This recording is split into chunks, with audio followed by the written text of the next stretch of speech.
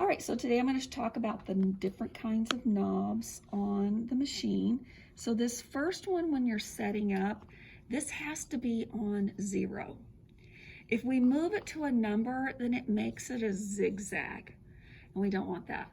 The other thing that you need to pay attention to on the center knob is that it's right in the center here, in the center, because that will move the needle.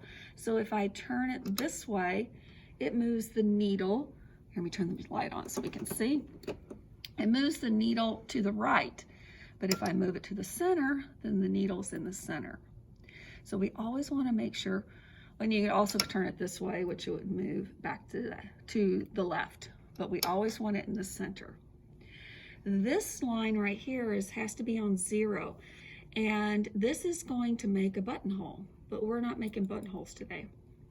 This knob right here has two functions. One, it is the number of stitches per inch, and we're going to keep that in between 2.5 and 3. So that's the first purpose. The second purpose is we need to secure stitches, and I call it back tacking or back stitching. And what you do is you pull this lever up like this, and you hold that lever while you're doing the back stitch, and then when you're done, you just pop it back and it goes into the position. This knob right here has to have this line to the green, and then also to this zigzag part. Just double check all of those features before you start to sew. All right, so now we're going to get ready, and we're going to sew just a little piece of scrap fabric here, and I'm going to put the fabric right on the edge, and then there's a lever behind here.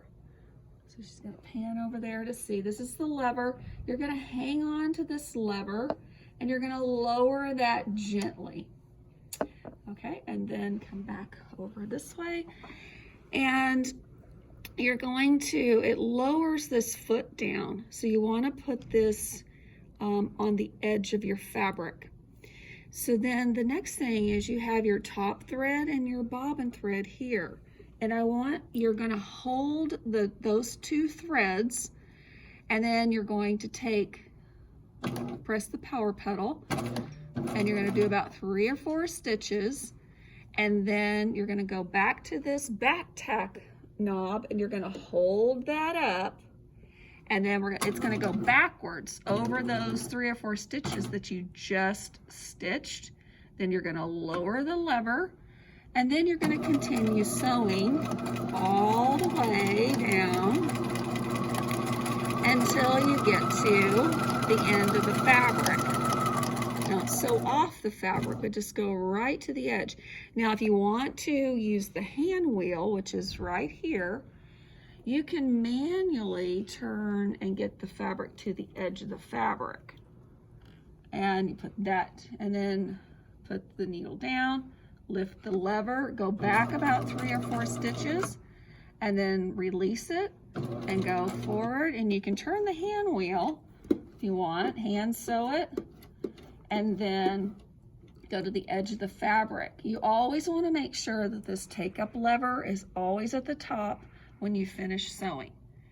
Now, I'm done sewing, so I'm going to go back to the lever in the back, and I'm going to lift that up, and then I'm going to come back over to my fabric, and then I'm going to pull gently, and there's a thread cutter here on the side of your machine, right here.